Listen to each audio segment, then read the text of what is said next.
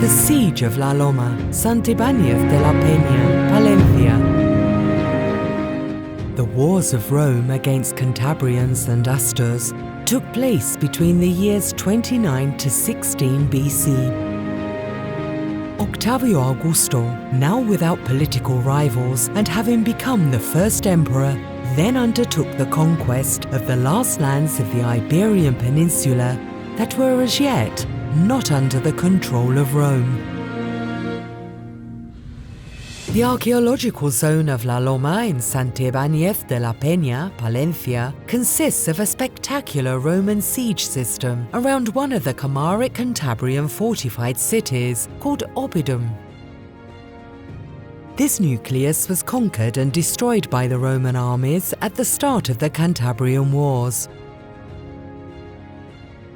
During the first stage of archaeological investigations, carried out between 2003 and 2007 and directed by Dr. Eduardo Peralta Labrador, the terrain was intensively prospected using electromagnetism, and the Roman siege system was identified.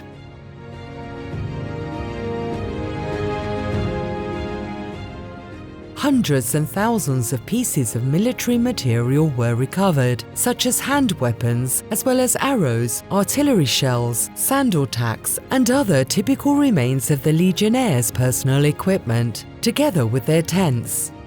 In the fort, a moat had been dug, which turned out to be very deep, and there was a small part of the interior of the city with a building, and a section of the wall between both areas.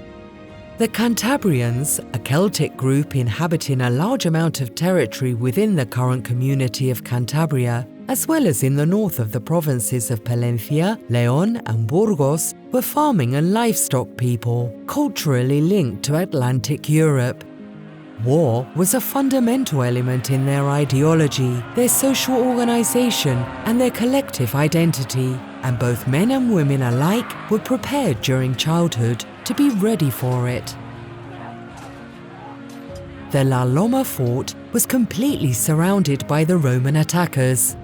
The fence built was supported by a main camp, Castra Aestiva, and several forts and secondary camps where two castella have been located.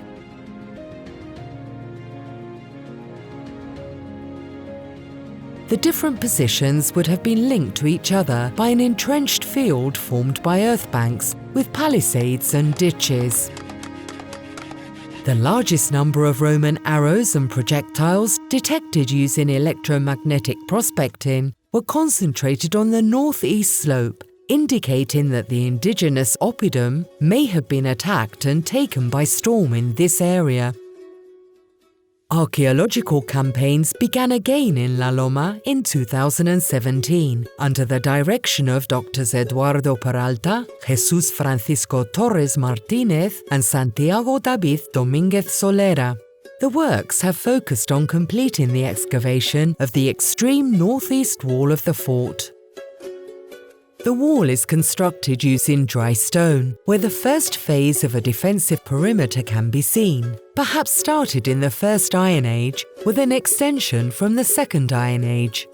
Thus, a process of social and economic development of this nucleus prior to its destruction is witnessed.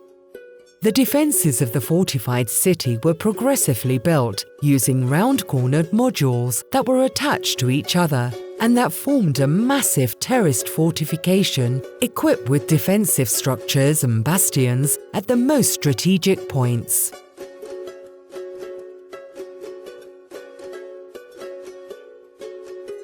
The latest excavations have allowed us to understand why the Romans attacked the fort from its northeastern end, despite the presence of a very deep moat and a true bastion or great tower.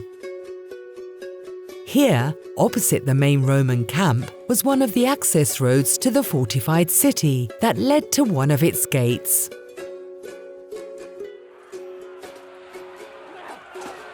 Before approaching the gate, the Roman legionnaires and their auxiliaries fired intense, overwhelming, and repeated showers of arrows at the ramparts to neutralize their defenders. The arrows that were not recovered by the victors after the conquest of the fort, hundreds of them in fact, are meticulously documented by archaeologists at the very point where they landed.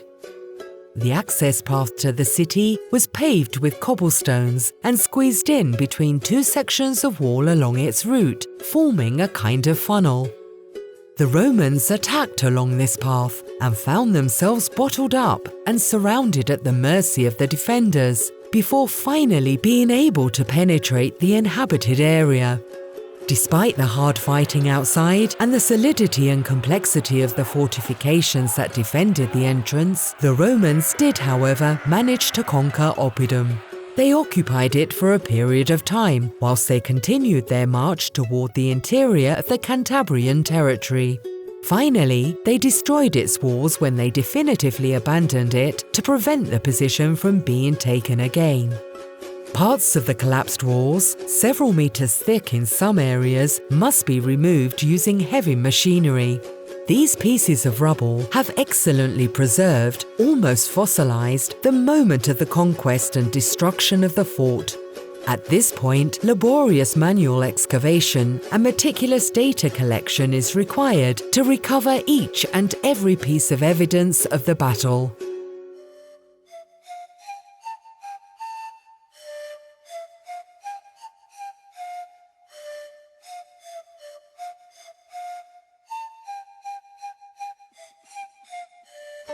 All recovered objects are taken to the laboratory to be cleaned, described, photographed individually, and placed on conventional and three-dimensional planes.